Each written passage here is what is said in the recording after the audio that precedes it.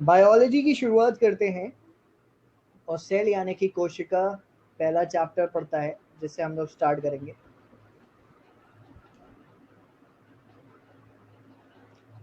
तो सेल को लेकर सबसे पहला फैक्ट जो रखा जाता है वो यही कहा जाता है कि cell is the fundamental unit of life. जब ये बोला जाता है फंडामेंटल यूनिट ऑफ लाइफ तो उससे दो बातें निकल के आती है। पहली चर्चा फंडामेंटल यूनिट ऑफ लाइफ में कि ये फंडामेंटल यूनिट ऑफ स्ट्रक्चर है। दूसरा निकल के आता है कि फंडामेंटल यूनिट ऑफ फंक्शन है।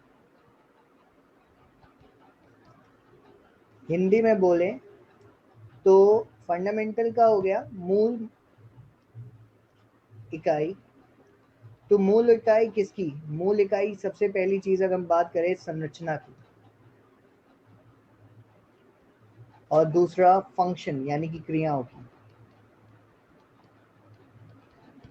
तो अब थोड़ा सा और डेप्थ में एक्सप्लेनेशन में जाते हैं। तो अगर स्ट्रक्चर की बात करें, आप कभी भी एक बिल्डिंग को देख लो, हमारा ये जो बॉडी है ना, ये बॉडी भी एक बिल्डिंग की तरह है। बॉडी इक्विवेलेंट टू बिल्डिंग, ठीक है। हाँ, मूलभूत इकाई। तो बॉडी इक्विवेलेंट टू बिल्डिंग। अब जैसे बिल्डिंग बनती है तो बिल्डिंग की सबसे मूल इकाई क्या होती है? बिल्डिंग की सबसे मूल इकाई आपकी बोली जाती है ईंट, इंग्लिश में कहेंगे तो ब्रिक। उसी तरह हमारी बॉडी की सबसे बेसिक यूनिट जो संरचना की मूल इकाई होती है वो सेल होती है। जिस तरह कई ईंट मिलकर एक दीवार बनाती है, यानी कई ब्रिक्स मिलकर वॉल बनाती हैं, उसी तरह कई सेल मिलकर क्या बनाती हैं? टिश्यू। कई सेल मिलकर क्या बनाती हैं? टिश्यू। समझते जाना हायरार्की, ठीक है। फिर दीवार मिलकर क्या बनाती है? कमरा बनाती है, यानी कि वॉल्स मिलकर एक रूम बनाती हैं। उसी तरह एक टिश्यू मिलकर ऑर्गन बनाती है। फिर जिस तरह कमरा मिलकर एक फ्लोर बनाता है, यानी कि रूम मिलकर एक पूरा तल या फ्लोर बनाते हैं, उसी तरह ऑर्गन मिलकर क्या बनाते हैं? ऑर्गन सिस्टम, अंग प्रणाली। हाँ, इनके हिंदी बता रहे हैं।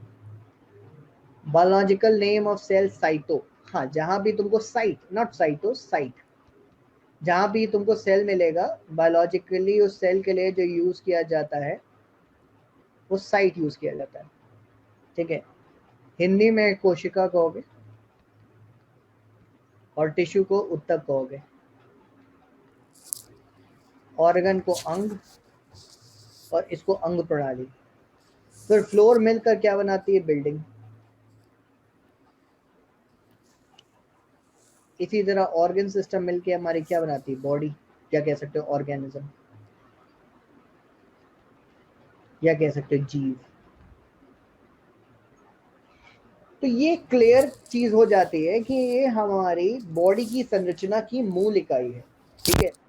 अब संरचना की मूल इकाई तो समझ में आ गया। फिर आता है अगला चीज कि सर आपने फंक्शन भी लिखा है कि फंक्शन की भी मूल इकाई है ये। हाँ भाई, फंक्शन की भी मूल इकाई है। वो कैसे? देखो, फंक्शन की मूल इकाई की जब हम बात करते हैं तो एक नॉर्मल सी बात है, जब भी आप फंक्शन यानी कि क्रियाओं की बात करते हो ना, तो वहां पे बहुत सारी चीजें आप देखते हो। जैसे कि अगर हम बात करें रेस्पिरेशन, यानी कि श्वसन। ये रेस्पिरेशन, ये श्वसन होता हुआ आपको दिखता है कहाँ पर? सेलुलर लेवल पर होता हुआ दिखता है, कोशिका के स्तर पर, ठीक। फिर अगर हम बात करें मेटाबॉलिक एक्टिविटी, यानी कि डाइजेशन होता है, डाइजेशन भी हमारा सेलुलर लेवल पर होता हुआ दिखता है हमको। फिर हम बात करें एक्सक्रीशन की, उत्सर्जन। पाचन के बाद अगर हम एक्सक्रीशन यानी कि उत्सर्जन की बात करें, तो उत्सर्जन भी हमको सेलुलर लेवल पर होता हुआ दिखता है। तो ये सारी चीजें हमको सेलुलर लेवल पर होते हुए दिखती है, जिससे एक बात क्लियर कट सामने आती है कि अगर एक कोशिका को छोड़ दिया जाए तो वह खुद से जीवित रह सकती है क्योंकि उसके अंदर सारी मूलभूत क्रियाएं होती हैं. Means if a cell is left idle or isolated, it can survive by all the process because all the particular processes are carried out in a cell. That is why we have single celled organism. That is why we have single celled organism. Example, bacteria, singular bacterium, plural bacteria, amoeba. What is cellular? Cellular मतलब जो cellular level पर होती है, कोशिकीय स्तर पर होती है. सेल्यूलर का मतलब जो भी चीज कोशिकीय स्तर पर होती है. ठीक है.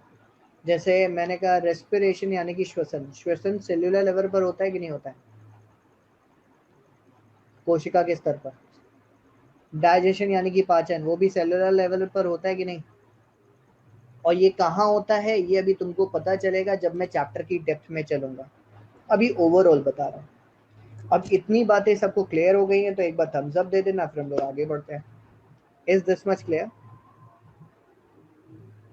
या definitely there are many works at the cellular level. Kartik, अभी सबसे पहली चीज एक्सक्रीशन की बात कर रहा था मैं, या डाइजेशन की बात कर रहा था, या रेस्पिरेशन की बात कर रहा था. तुम सब ने बचपन में रेस्पिरेशन चैप्टर पढ़ा ही होगा मेरे ख्याल से. अभी एनडीए वाले हो तो 11th 12th वाला लेवल होगा. तो कुछ बायोलॉजी से होगे, कुछ बायोलॉजी से नहीं होगे. मेरे को नहीं पता कितने बायोलॉजी से हो, कितने बिना बायोलॉजी के हो. लेकिन एक बात तो पता है, रेस्पिरेशन चैप्टर पढ़ा होगा. चलो मैं तुम लोगों का थोड़ा सा एक टेस्ट लेता हूँ, देखता हूँ कितनी समझ है. ठीक है. मेरा पहला क्वेश्चन है, रेस्पिरेशन यानी कि श्वसन के बारे में जानते क्या हो? अब डोंट से कि सांस लेना, मतलब कोई ये मत कह देना सर सांस लेना रेस्पिरेशन, क्योंकि यार सांस लेना रेस्पिरेशन नहीं होता. सांस लेने को ब्रीदिंग कहते हैं. नीरज मैं भी मैथ से हूँ यार. मैंने भी साइंस 10th तक की पढ़ी है. बायोलॉजी की बात कर रहा हूँ, वैसे तो पीसीएम है. लेकिन इतनी जितनी पढ़ी थी बायोलॉजी उतनी क्लियर है बहुत. और उम्मीद करता हूँ अपने सभी बच्चे से, क्योंकि तुम लोगों को 2 ही साल हुआ है.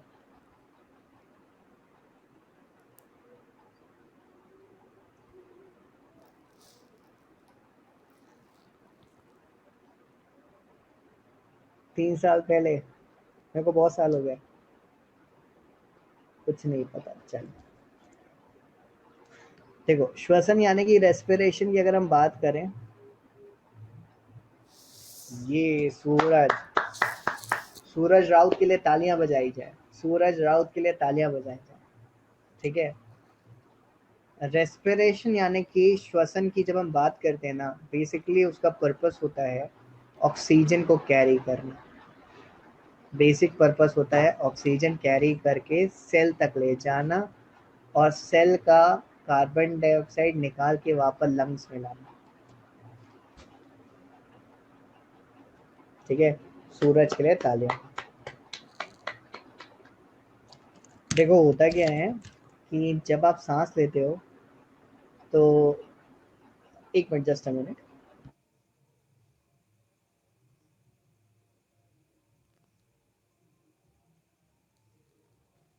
बस बस बस. अब जैसे ये नाक हो गई. ठीक है. बस कर भाई, सूरज एकदम यहाँ से कूद के भाग जाएगा, कहेगा बस बस बहुत तालियां बज. ठीक है.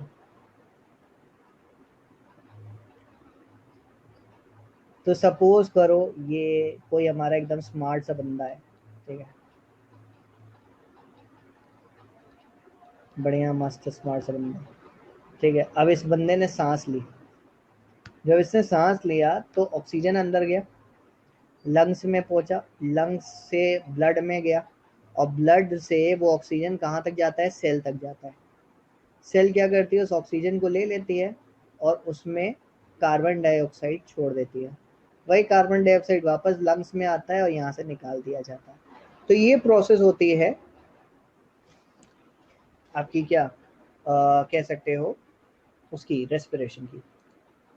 ठीक है. तो अब हम लोग थोड़ा सा रीडिंग वाला पार्ट पढ़ लें। तो इतना क्लियर हो गया कि सेलुलर लेवल पर जो मैंने कहा कैसे होता है, ठीक है। बाकी हम लोग पढ़ेंगे भी, याद आ जाएंगे। चलो जल्दी से नेक्स्ट, क्या होता है cell? The fundamental unit of life कहते हैं इसको। क्यों कहते हैं फंडामेंटल यूनिट ऑफ लाइफ? कहा जाता है कि एक सेल केपेबल है इंडिपेंडेंट एग्जिस्टेंस की, यानी कि अकेली रह सकती है। ये बात समझा चुका हूँ, क्योंकि वो सारे फंक्शंस खुद ब खुद कैरी ऑन कर सकती है, जो कि हमारे लिए ज़रूरी होते हैं, नेसेसरी होते हैं जीने के लिए, लिविंग बींग्स के लिए। सेल आपके सारे फंक्शंस कैरी आउट करती है, जैसे न्यूट्रिशन हो गया, रेस्पिरेशन हो गया, एक्सक्रीशन हो गया, ट्रांसपोर्टेशन हो गया, रिप्रोडक्शन हो गया। सभी रिप्रोडक्शन होता है कि नहीं होता है सेल डिवीजन से? सेल डिवीजन की मदद से रिप्रोडक्शन होता है कि नहीं होता? तो यूनिसेलुलर ऑर्गेनिज्म केपेबल होते हैं इंडिपेंडेंट एग्जिस्टेंस के, इसी वजह से, क्योंकि सेल इंडिपेंडेंटली एग्जिस्ट कर सकती है। फिर आगे बढ़ते हैं तो हमें क्या पता चलता है, हम एक बात देखते हैं कि history of discovery of cell. क्या हिस्ट्री है सेल की डिस्कवरी की, कि सेल किस तरीके से डिस्कवर की जाती है। उसमें सबसे पहला पॉइंट ये दिखाई देता है कि रॉबर्ट हुक वो पहले व्यक्ति थे जिन्होंने सेल की डिस्कवरी की। लेकिन एक बात याद रखना, इन्होंने जिस सेल की डिस्कवरी की वो डेड सेल थी। कैसी सेल थी? Dead cell. किस में डिस्कवर किया? कॉर्क में, ठीक है। उसके बाद ये जो सेल की स्टडी होती है ना, सेल की स्टडी को साइटोलॉजी कहते हैं। सेल की स्टडी को साइटोलॉजी, और साइटोलॉजी के जो फादर बोले जाते हैं, जनक बोले जाते हैं, वो भी कौन बोले जाते हैं? Robert Hooke. तो अभी इसको ब्रीफ किया जाए, और ब्रीफ करके फिर आप लोगों से पूछते हैं हम। तो रॉबर्ट हुक के बारे में हमने सबसे पहली फैक्ट क्या देखा, कि रॉबर्ट हुक ने डिस्कवर किया सेल, सेल को खोजा। रॉबर्ट हुक ने क्या डिस्कवर किया? सेल, कोशिका। इसीलिए इनको कोशिका विज्ञान के जनक बोला जाता, फादर ऑफ सेल बायोलॉजी और साइटोलॉजी। इसीलिए इनको क्या कहा जाता है? फादर ऑफ सेल बायोलॉजी, या फिर सेल बायोलॉजी का एक नाम दिया जाता है, सेल बायोलॉजी को एक कंपैक्ट नाम दिया जाता है साइटोलॉजी। तो फादर ऑफ साइटोलॉजी या सेल बायोलॉजी किसको कहा जाएगा? Robert Hooke. और क्योंकि रॉबर्ट नाम के दो बंदे हैं, ठीक। अब जो इन्होंने सेल की डिस्कवरी की, वो सेल की डिस्कवरी इन्होंने लिविंग सेल की या डेड सेल की? तो हम बताना चाहेंगे जिस सेल की डिस्कवरी इन्होंने की वो असल में एक डेड सेल थी। और वो डेड सेल इनको किसमें मिली? कॉर्क। वो जो कॉर्क का ढक्कन पहले लगाया जाता था बोतलों पर, आज भी शैंपेन की बोतल पे कॉर्क का ही ढक्कन लगा होता है। आर्मी की पार्टियों में बहुत खुलती है। Along non living cell discovered by Robert Hooke. Very nice. तो अभी ये पॉइंट इतने याद हो गए, ठीक है। साइटोलॉजी या cell biology, study of cell.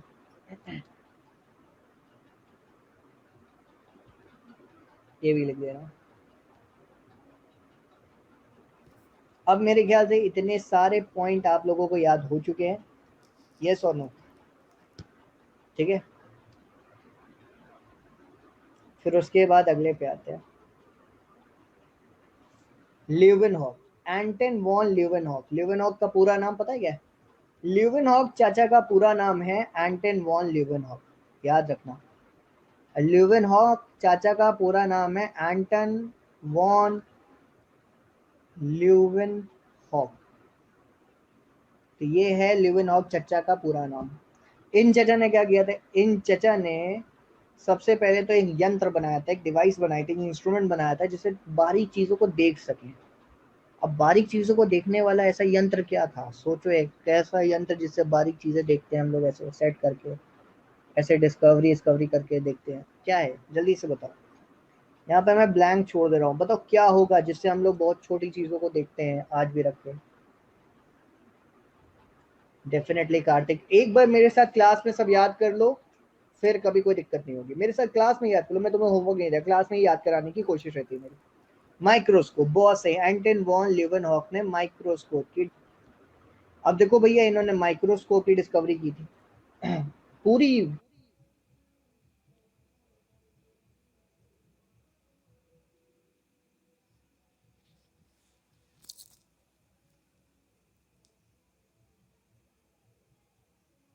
आदर्श कहाँ आया सर? वायरस की खोज की थी ना ये सर।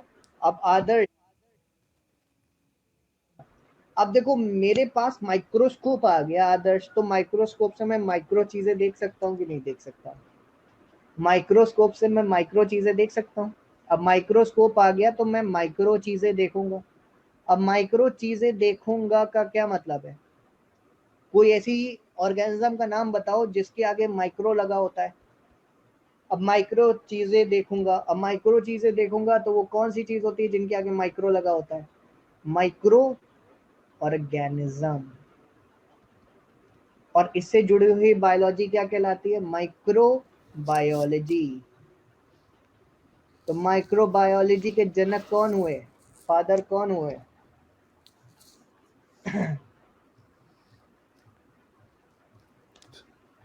अब बताओ, क्या मतलब साइंस टफ होती है? हमें तो नहीं लगता साइंस टफ होती है, और मैं मैथ्स वाला हूँ, ठीक है, बायोलॉजी वाला नहीं।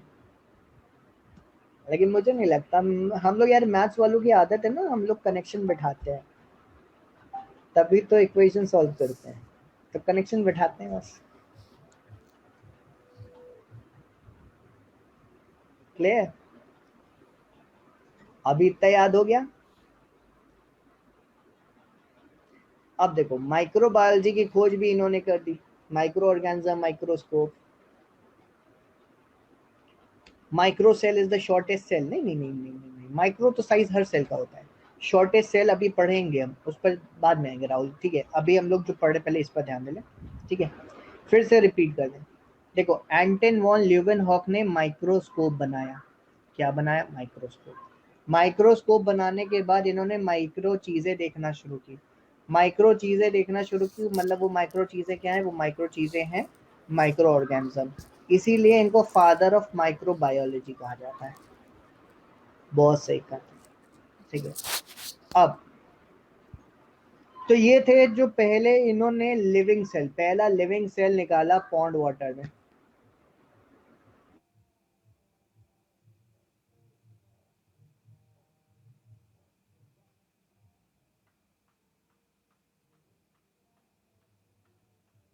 मिली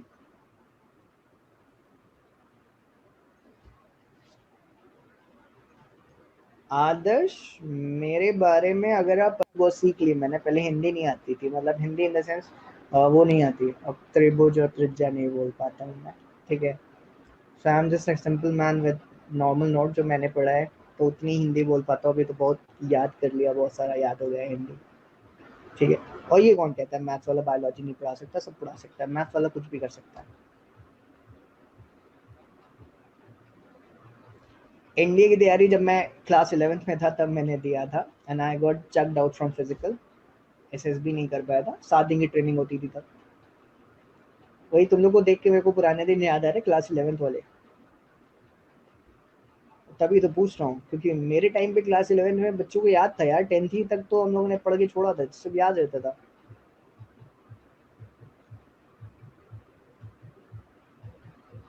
चलो, अब बाद में बात करेंगे, सूरज चैप्टर खत्म कर लेंगे। अब देखो, तो इन्होंने पहली लिविंग सेल खोजी थी पॉन्ड वाटर में, ठीक है? पॉन्ड वाटर यानी कि आपका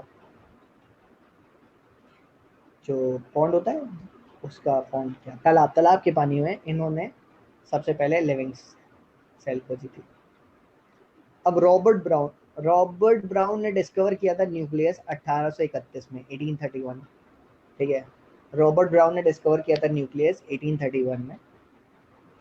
अब यहाँ पर हमारे सामने दो रॉबर्ट आ गए।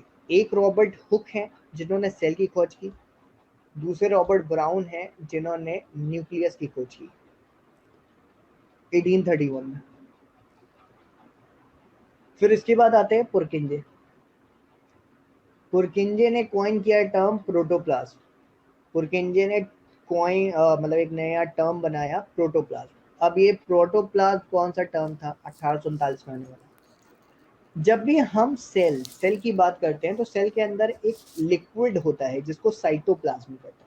ठीक है, हम लोग आगे आएंगे उस पे, लिक्विड पे देखेंगे।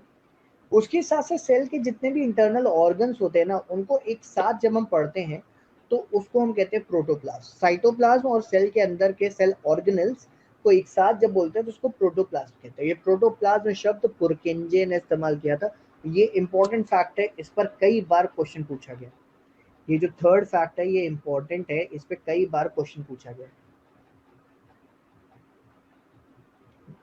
रॉबर्ट दो अलग अलग है, एक है रॉबर्ट हुक और एक है रॉबर्ट ब्राउन। रॉबर्ट हुक ने सेल की डिस्कवरी की और रॉबर्ट ब्राउन ने उसकी न्यूक्लियस की। तो दो अलग अलग रॉबर्ट है सूरज। ठीक है, फिर देखो मैथियास क्लीडन। इन क्लीडन भैया का पूरा नाम है मैथियास क्लीडन। फिर थियोडर स्वान, स्वान का पूरा नाम है थियोडर स्वान। और विर्चाव का पूरा नाम है रुडोल्फ विर्चाव। ठीक है, तो ये तीन बंदे हैं जो हमको सेल थ्योरी देते हैं। अब सेल थ्योरी के बारे में जब बात करेंगे तब इन तीनों का हम जिक्र दोबारा से करेंगे, अभी हटा देंगे। इसके बाद इलेक्ट्रॉन माइक्रोस्कोप बनाया गया, एक ऐसा माइक्रोस्कोप जो 2 लाख गुना तक देख सकता है छोटी चीजें। 2 लाख गुना तक छोटी चीजें देख सकता है, ऐसा माइक्रोस्कोप 1940 में बनाया था। 3-4 साइंटिस्ट मिल के थे, तो इनका कभी पूछा नहीं जाता। अब ये अलग अलग सेल ऑर्गेनल के डिस्कवरर यहाँ पर दिए हैं। ठीक है, मैं बता दे रहा हूँ किसका तुमको याद रखना है। रॉबर्ट हुक सेल के साथ साथ सेल मेम्ब्रेन की खोज इन्होंने कर दी थी। सेंट्रियोल की खोज की है एडवर्ड वैन बेनेडन ने, इसकी नहीं पढ़ना होता है। सेंट्रोजोम की भी इन्हीं ने की थी, सेंट्रियोल और सेंट्रोजोम दोनों की इन्होंने की थी।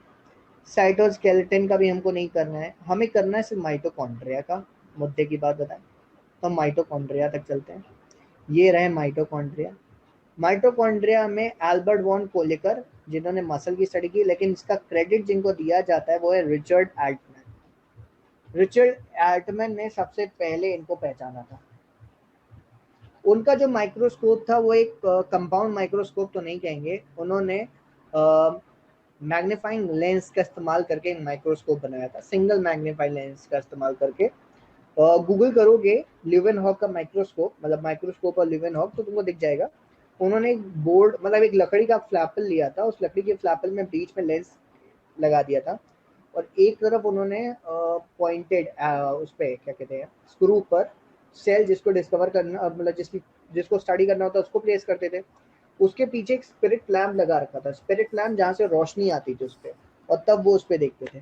तो ये इनका पहला था, दिया और स्पिरिट लैम्प के सहारे इन्होंने सबसे पहला माइक्रोस्कोप जो बनाया था। ठीक है, तो रिचर्ड एल्टमैन का नाम जरूर याद रखना, और गोल्जी पैटेस का तो कैमिलो गोल्जी नाम याद ही हो जाता है क्योंकि गोल्जी इनके नाम पे ही रखा गया। ठीक है, बाकी किसी का नहीं याद रखना है। न्यूक्लियस का रॉबर्ट ब्राउन याद ही हो चुका है।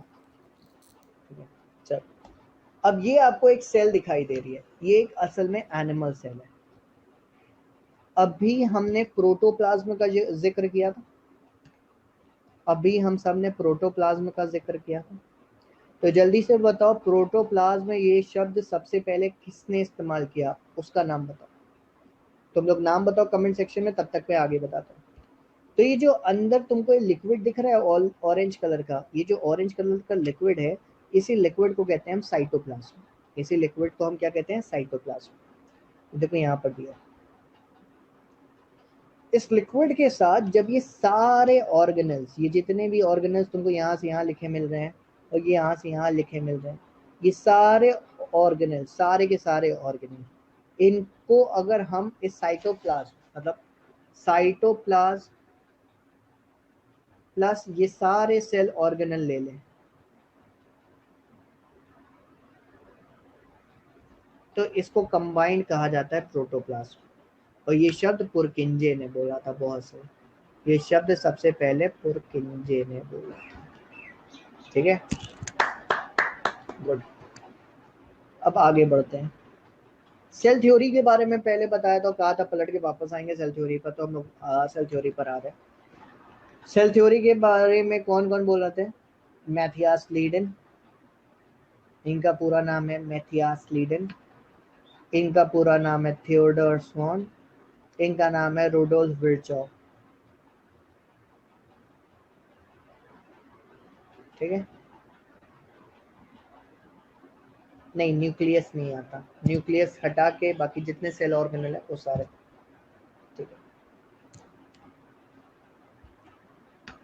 अब देखो, all living organisms are composed of one or more cell। all living organisms are composed of one or more cell, मतलब सभी लिविंग ऑर्गेनिज्म एक या एक से अधिक कोशिकाओं से बने। ये पहला पॉइंट स्लीडन ने बोला था, ये जो पहला पॉइंट है वो मैथियास स्लीडन ने बोला था, फर्स्ट पॉइंट। दूसरा पॉइंट थियोडोर स्वॉन ने बोला है कि cell is the basic unit of structure, function and organisation. और तीसरा पॉइंट रुडोल्फ विर्चॉव ने बोला है कि all cell come from pre existing cell, यानी कि सेल डिवीजन, यानी कि कोशिका विभाजन या सेल डिवीजन की बात करें। अब शेप और साइज पे आ जाते हैं। शेप और साइज की बात करें तो सेल हमारी अलग अलग शेप और साइज में आती हैं, अलग अलग शेप्स, अलग अलग साइज। ठीक है, जिसमें ज्यादातर सेल हमारी स्फेरिकल होती हैं, गोल, ज्यादातर चीजें गोल स्फेरिकल। ठीक है, लेकिन और भी आकार की सेल देखी गई हैं, जैसे सबको पता है नर्व सेल गोल नहीं होती, नर्व सेल का आकार कुछ इस तरह होता है।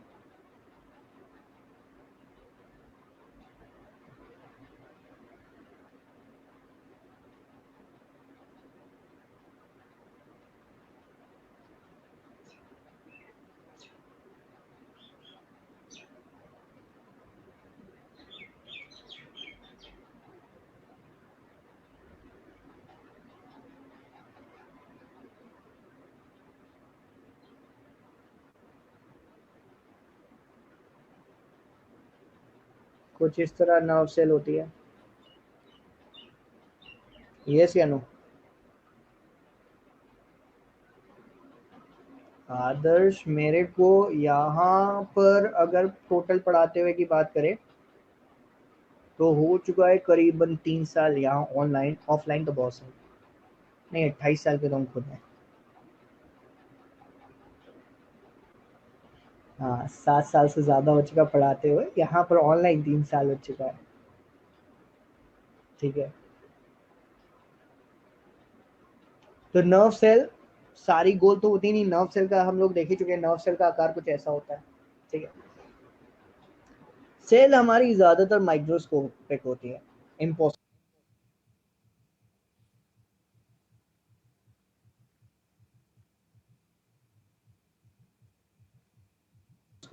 होती है, impossible to see them with naked eye, except कुछ जो फेयरली लार्ज होते हैं, जैसे कि न्यूरॉन्स यानी कि नर्व सेल। अच्छा, नर्व सेल, ये न्यूरॉन जो आपको दिखाई दे रहे हैं, ये बहुत लंबे होते हैं। ह्यूमन बॉडी में इनकी लेंथ मैक्सिमम 1 मीटर की होती है, और एलिफेंट में ये 3 मीटर तक होते हैं। ठीक है, तभी तो सेल डेप्थ तक पढ़ा रहे नीरज। ठीक है, ह्यूमन में 1 मीटर तक का होता है, और एनिमल में अगर एलिफेंट की बात करें तो 3 मीटर तक लंबी होती है नर्व सेल। अच्छा, एक सवाल एक बार पूछा गया, अब ये तुम्हारा एनडीए का सवाल तो नहीं है, ये यूपीएससी सीडीएस का सवाल है। ठीक है, थोड़ा सा डेप्थ तक जाता है, टफ करके अगर मैं कहूँ तो वहां पर एक सवाल पूछा गया था, सबसे लंबी नर्व सेल होती कौन सी है? सबसे लंबी नर्व सेल होती कौन सी है? Egg is also single cell, वो अभी लार्जेस्ट और शॉर्टेस्ट पे हमारा। सबसे लंबी नर्व सेल होती कौन सी है? अब एक्स्ट्रा स्लाइड में ऐड कर दे रहा हूँ क्वेश्चंस के साथ।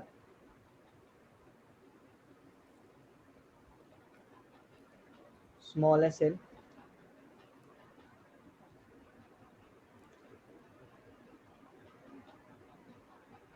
Largest cell,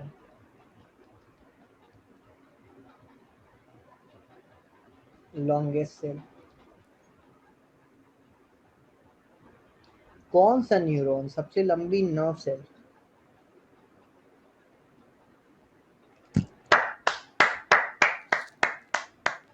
Kartik. बस इतना सच्ची बता देना, गूगल तो नहीं किया है।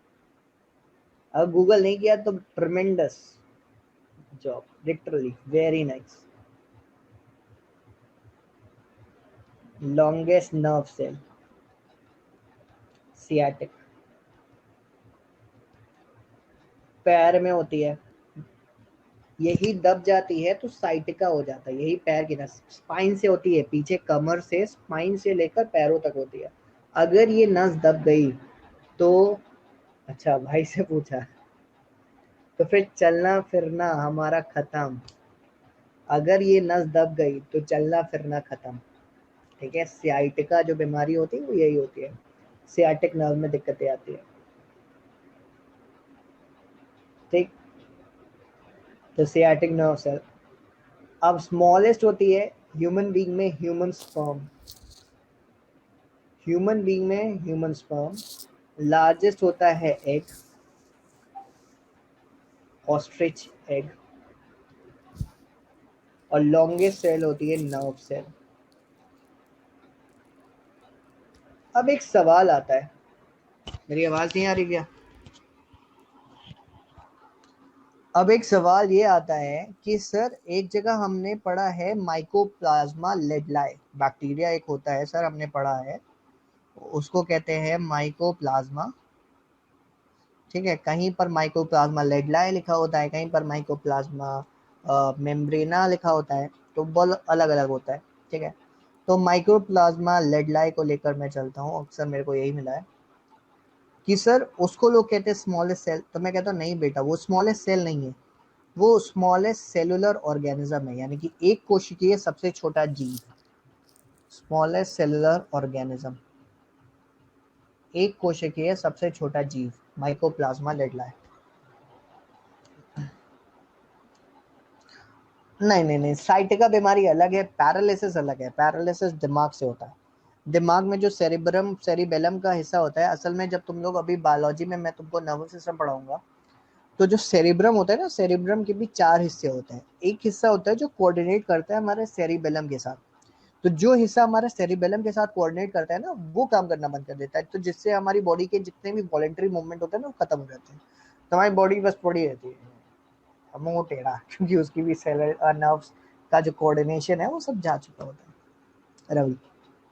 ठीक है, तो paralysis is an act of brain and sciatica is an act of nerve. Nerve में कोई डैमेज होता है, न्यूरॉन में कोई डैमेज होता है, वो साइटिका है। ब्रेन में कोई डैमेज होता है, वो पैरालिसिस है। ठीक है, इतनी बातें क्लियर हो गई सबकी। तो ऑस्ट्रिच का अंडा हमारा सबसे लार्जेस्ट सेल है, लॉन्गेस्ट शॉर्टेस्ट सब हो गया। अब प्लांट सेल और एनिमल सेल में डिफरेंस, प्लांट और एनिमल सेल में डिफरेंस अक्सर पूछा जाने वाला सवाल।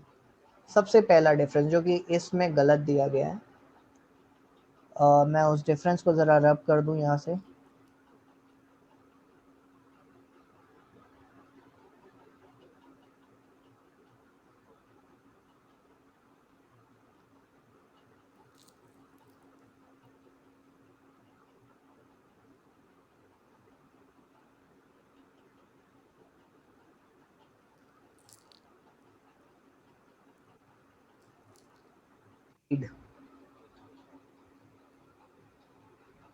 ऐसा कुछ नहीं है, साइड में होता है ना ना,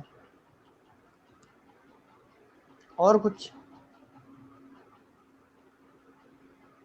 नोट्स ये जितना मैं लिख रहा हूँ तुमको सब मिल जाएगा, अभी मेरा सेशन एंड होते ही ये सारा तुमको मिल जाएगा, नोट्स की चिंता मत करो, मेरा सेशन एंड होते ही सारा कुछ तुम्हें मिल जाएगा, जो कि एनिमल सेल में नहीं होता। हिंदी में कोशिका भित्ति कहते हैं, हिंदी में कहते हैं कोशिका भित्ति।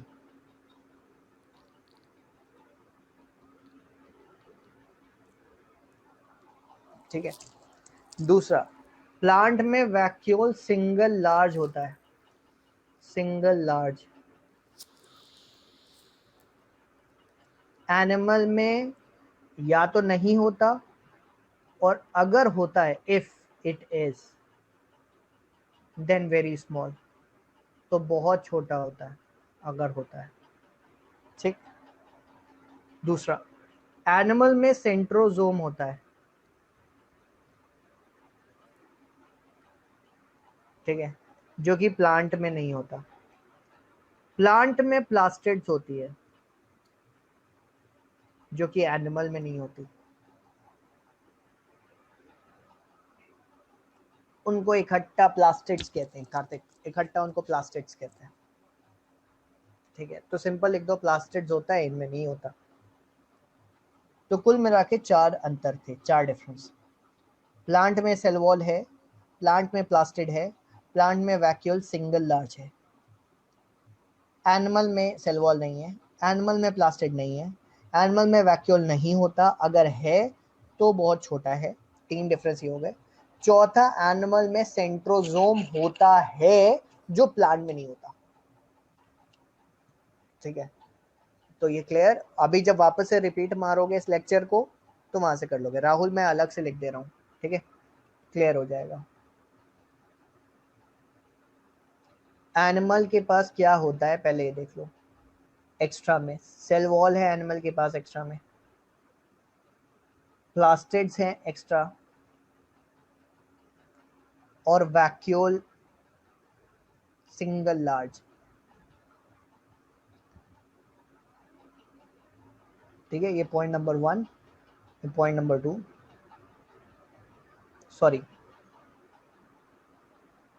सॉरी क्यों बोला, समझ गए कि नहीं समझे? सॉरी ये कि ये सब प्लांट में है, एनिमल में नहीं।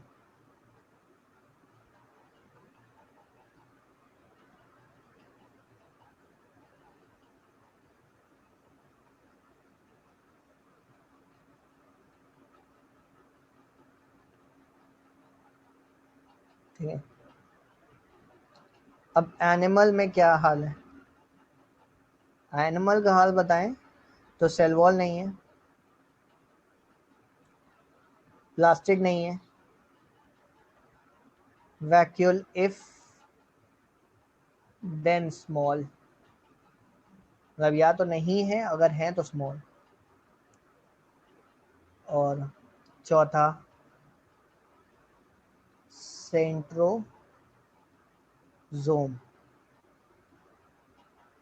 और इनके पास चौथा नहीं है,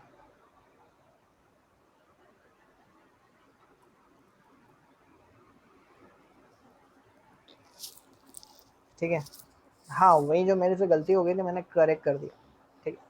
अभी क्लियर कर लो, कोई डाउट हो बता दो। अभी क्लियर कर लो, कोई डाउट हो बता दो।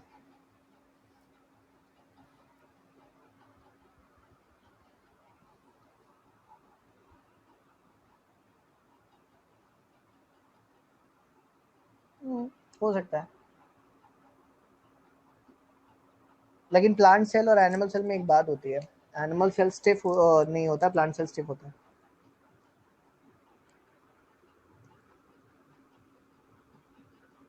हो गया।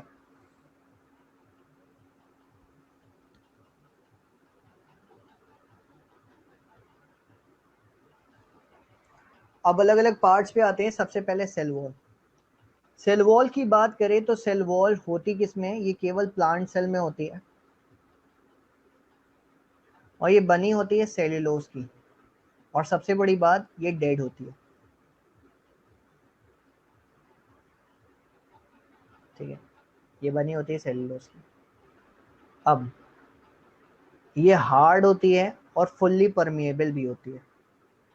फुल्ली परमिएबल का मतलब किसी भी चीज को रोकती नहीं है, सबको आने जाने देती है। हार्ड होती है, इसीलिए प्लांट का स्ट्रक्चर जो होता है ना हार्ड होता है।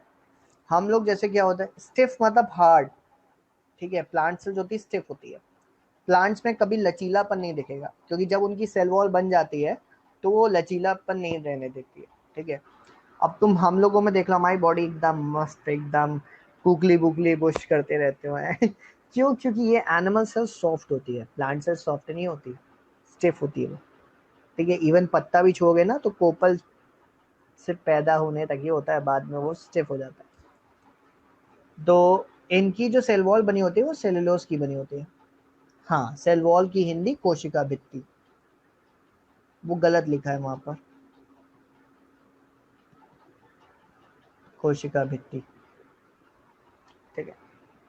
अब प्लांट्स में होती है और बैक्टीरिया और फंगी में भी होती है।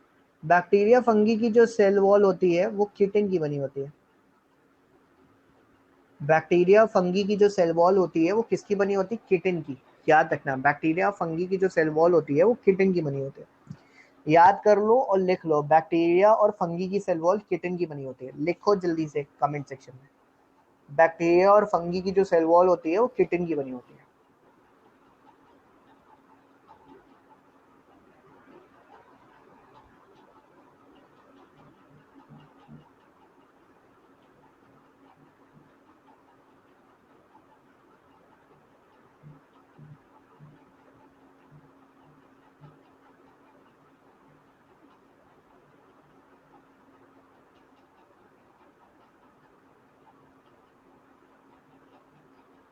सेल्यूलोज कार्ब होता है, कार्ब, कार्तिक सेल्यूलोज कार्ब होता है। लिपिड प्रोटीन होता है, उसकी सेल मेम्ब्रेन बनती है। कार्तिक लिपिड प्रोटीन होता है जिसकी सेल मेम्ब्रेन बनती है। ठीक है, अगला वाला जो आ रहा है वो प्रोटीन की बनी होती है। ये है बेटा, ये जो प्लाज्मा मेम्ब्रेन जिसको सेल मेम्ब्रेन भी कहते हो, ये बनी होती है लिपिड और प्रोटीन की। ये दो लेयर है, बायलेयर। बायलेयर देखो यहाँ पर, मैं अगर इसको डायग्राम को तुम्हारे सामने बड़ा करता, बड़ा क्या करूंगा, देखो यहाँ पर एरो से दिखा रहा हूँ।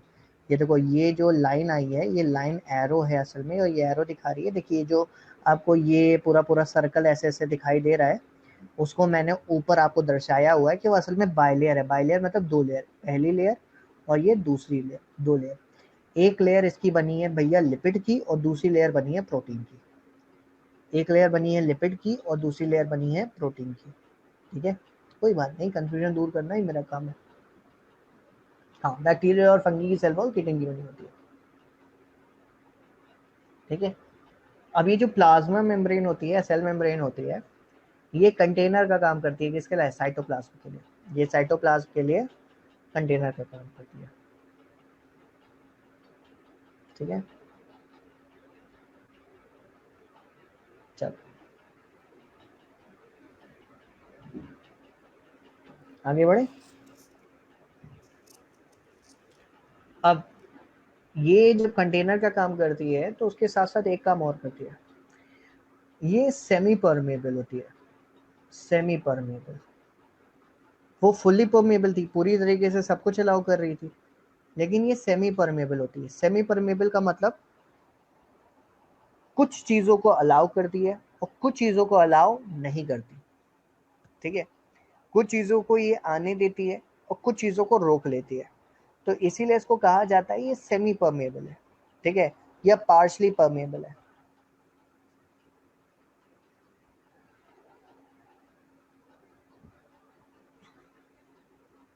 फिर हम लोग आ जाते हैं न्यूक्लियस पे। न्यूक्लियस की डिस्कवरी किसने की थी?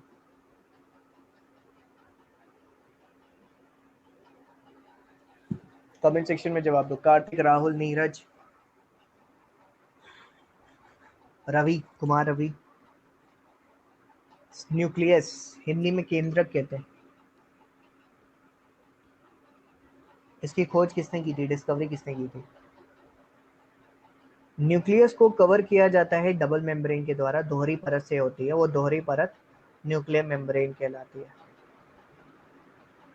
कोशिका झिल्ली, नहीं, केंद्रक झिल्ली।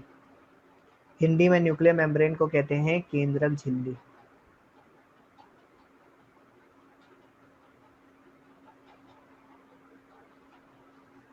Robert brown. गुड। जो फ्लूइड भरा होता है न्यूक्लियस के अंदर, उस फ्लूइड को कहते हैं न्यूक्लियोप्लाज्म। जिस तरह सेल के अंदर साइटोप्लाज्म, देखो सेल का बायोलॉजिकल नेम साइटो या साइट, और साइटो के अंदर जो प्लाज्म होता है उसको साइटोप्लाज्म कहते हैं। उसी तरह न्यूक्लियो के अंदर जो प्लाज्म होता है उसको न्यूक्लियोप्लाज्म कहते हैं। न्यूक्लियो के अंदर जो प्लाज्म होता है उसको न्यूक्लियोप्लाज्म कहते हैं। साइटो के अंदर जो प्लाज्म होता है, वायरस में सेंट्रोइड नहीं होता। वायरस में एक एक्चुअल में जो सेलुलर स्ट्रक्चर का पार्ट होता है ना, कुछ नहीं होता वायरस में। बस तुमको बाहर कैप्सिड मिलती है, जो वायरस की कवरिंग होती है उसको कैप्सिड कहते हैं। प्रोटीन की बनी हुई होती है। वायरस में प्रोटीन की बनी हुई कैप्सिड होती है और अंदर एक सेलुलर स्ट्रक्चर तो नहीं कहेंगे, एक स्ट्रक्चर होता है सेंट्रल पोर्शन पे जिसमें आरएनए कंटेंट होता है, वो भी प्रोटीन से एम्बेडेड स्ट्रक्चर होता है आरएनए का। ठीक है, अब उसके बाद न्यूक्लियस क्या कंटेन करता है? न्यूक्लियस कंटेन करता है क्रोमोसोम। यही क्रोमोसोम ही होते हैं जो आपके इंपॉर्टेंट फंक्शन होते हैं यहाँ पर, मतलब दे कैरी और जीन्स या जेनेटिक मटेरियल या जेनेटिक इन्फॉर्मेशन कैरी करने वाले यही होते हैं। बाकी डीएनए का स्ट्रक्चर जब पढ़ते हो ना तो हिस्टोन्स का पूरा ज्ञान होता है तुम लोगों को, मतलब वो पूरा डेप्थ तक जाना हो जाएगा और वो हमको अगला लेक्चर में ले जाना पड़ेगा, अभी नहीं। न्यूक्लियस एक इंपॉर्टेंट रोल प्ले करता है सेल डिवीजन के दौरान न्यूक्लियस एक इंपॉर्टेंट रोल प्ले करता है और साथ ही सारे फंक्शन भी कंट्रोल करता है किसके? सेल के। ये सारे फंक्शन कंट्रोल करता है किसके? सेल के। इसके बाद आते हैं प्रोकैरियोट्स और यूकैरियोट्स। देखो, कुछ कोशिकाएं, कुछ सेल ऐसी होती हैं जिनके पास ट्रू न्यूक्लियस होता है, कुछ होती है जिनके पास फॉल्स न्यूक्लियस। अब ये ट्रू न्यूक्लियस और फॉल्स न्यूक्लियस का फंडा क्या है? देखो, जिसमें पूरा पूरा न्यूक्लियस होता है, पूरा पूरा न्यूक्लियस का मतलब न्यूक्लियर मेम्ब्रेन के अंदर पूरा माल भरा हुआ। हिंदी में आम भाषा में बात करें तो न्यूक्लियर मेम्ब्रेन के अंदर पूरा माल भरा हुआ, जिनके पास है वो ट्रू वाले हैं। जिनके पास न्यूक्लियर मेम्ब्रेन ही नहीं है उनका माल क्या होगा? पूरा माल तैरेगा सेल में, हाँ या ना? अब भैया न्यूक्लियर मेम्ब्रेन ना हो, दूध हो लेकिन दूध की थैली ना हो तो दूध तो फैल जाएगा। एक तरीके से तुम पानी का बकेट लो, उसमें दूध थैली में लाओ, मतलब अमूल का वो एक आधा लीटर वाली थैली दूध लेके आओ, डाल दो, तो वो न्यूक्लियस है समझो, ट्रू न्यूक्लियस। क्योंकि दूध की थैली है यानी कि न्यूक्लियर मेम्ब्रेन है, उसके अंदर दूध है, मतलब अंदर का माल है। ठीक है, फिर उसके बाद अगर हम फॉल्स में बात करें तो थैली को तुम फाड़ दो और फाड़ के थैली हटा दो, अब जितना भी अंदर दूध है पूरे पानी में मिक्स हो जाएगा, तो तुमको कहीं पर दूध अलग से स्पष्ट तो दिखाई देगा नहीं, थैली तो दिखाई नहीं, वो तो पूरा ही दूध मिल गया। तो यही हाल होता है फॉल्स न्यूक्लियस का, उसमें न्यूक्लियर मेम्ब्रेन होती नहीं, तो न्यूक्लियर का जितना भी मटेरियल होता है, न्यूक्लियस का जितना भी मटेरियल होता है वो पूरी सेल में फैल जाता है। तो ऐसी सेल जिनके पास ट्रू न्यूक्लियस होता है, सच्चा न्यूक्लियस होता है, मतलब न्यूक्लियर मेम्ब्रेन वाला होता है, तो उसको कहते हैं यूकैरियोट्स, उनको कहते हैं यूकैरियोट्स। और जिनके पास न्यूक्लियर मेम्ब्रेन नहीं होती उनको कहते हैं प्रोकैरियोट्स।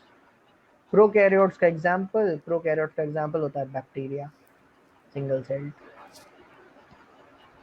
इसके बाकी सब 2020 में प्रोकैरियोटिक और यूकैरियोटिक से आया था। ठीक है, इतना क्लियर हुआ? फिर आगे बढ़ते हैं हम लोग, फिर माइटोकॉन्ड्रिया पे आते हैं। माइटोकॉन्ड्रिया एक कैप्सूल की तरह दिखता है, इसका स्ट्रक्चर कुछ कैप्सूल की तरह दिखने वाला स्ट्रक्चर होता है।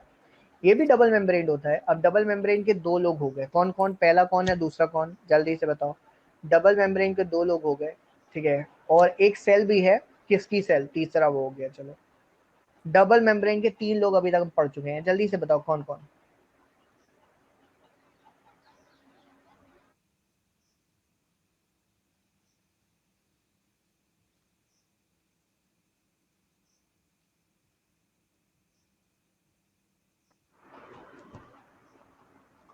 सूरज, नीरज, रवि, जल्दी से बताओ बेटा, डबल मेम्ब्रेन के तीन लोग पढ़ चुके हैं, बताइए। गुड, कार्तिक।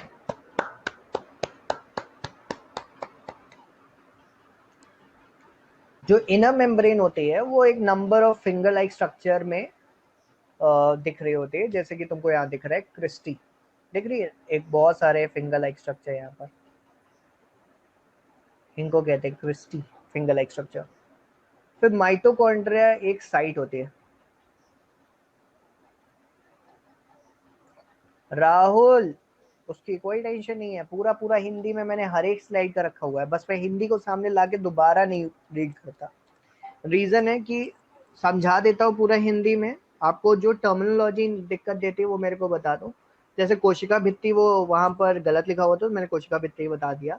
सेल मेम्ब्रेन को कोशिका झिल्ली कहते हैं, न्यूक्लियस को केंद्रक, केंद्रक झिल्ली, पूरा बताया। अगर कहीं कोई डाउट हो तुरंत बता दो सर, ये वाला हिंदी में बता दो, मैं पूरा बता दूंगा, ठीक है।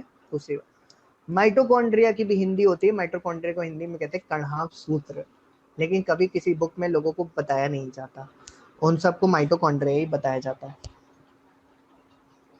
ठीक है। तो ऐसा कुछ नहीं है कि मैं हिंदी नहीं लाता, मैं हिंदी पूरा लाता हूँ। मैं इंग्लिश वाले बैच तक में बाइलिंगुअल लेके जाता हूँ, क्योंकि कोई हिंदी समझता हो तो भाई वो भी पढ़ लेगा आराम से।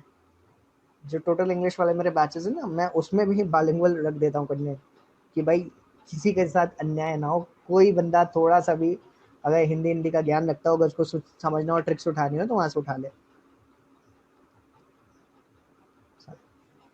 अच्छा, माइटोकॉन्ड्रिया हमारी एक साइट होती है सेलुलर रेस्पिरेशन की,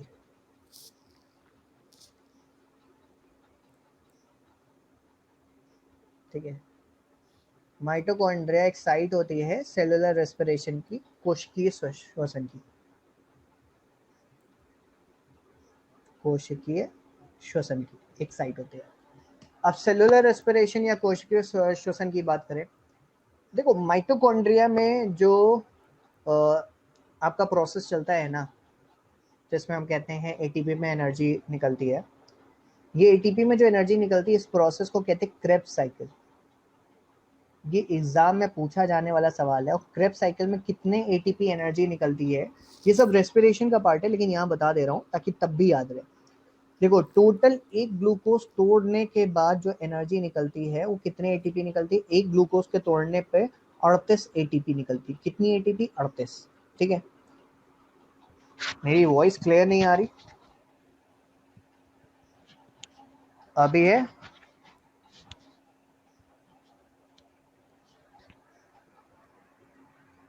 देखो एक ग्लूकोज टूटने पर जो टोटल एनर्जी निकलती है, कितने एटीपी निकलती है? 38, ठीक है।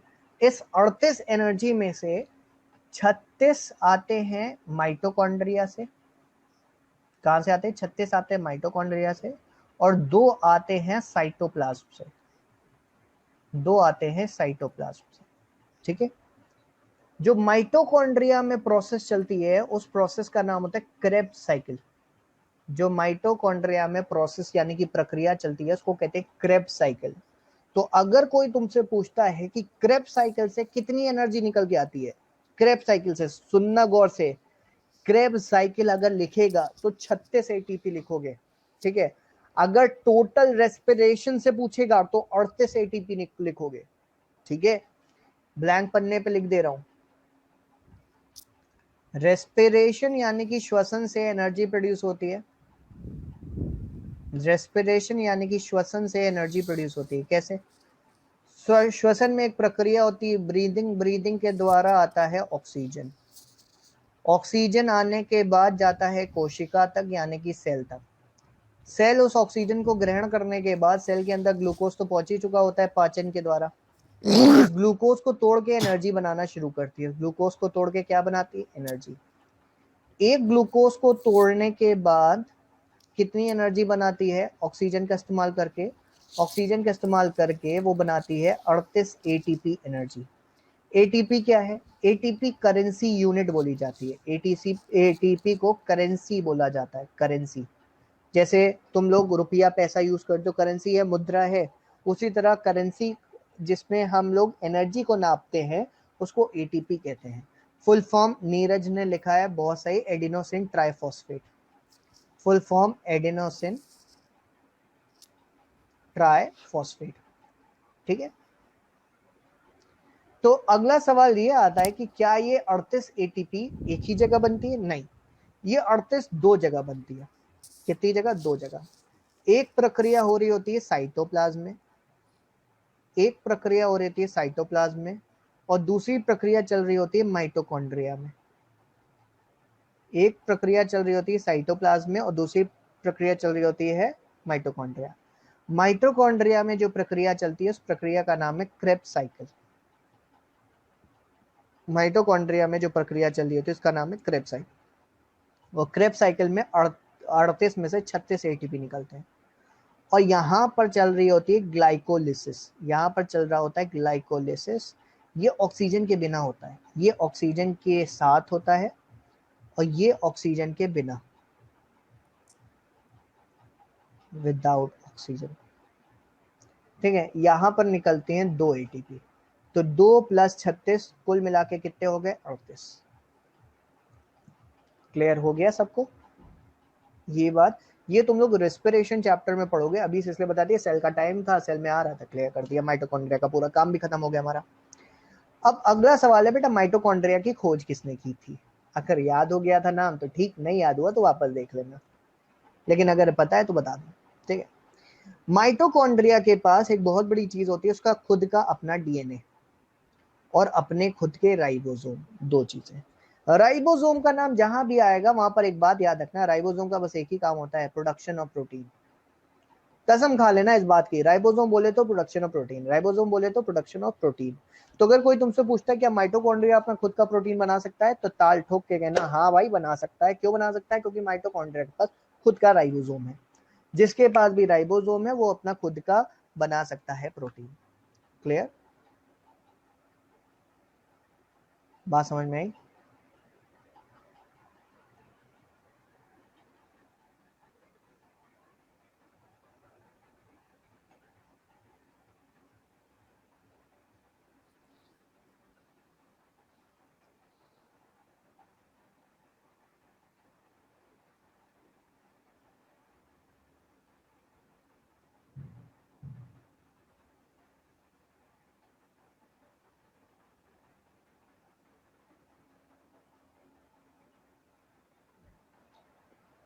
चलो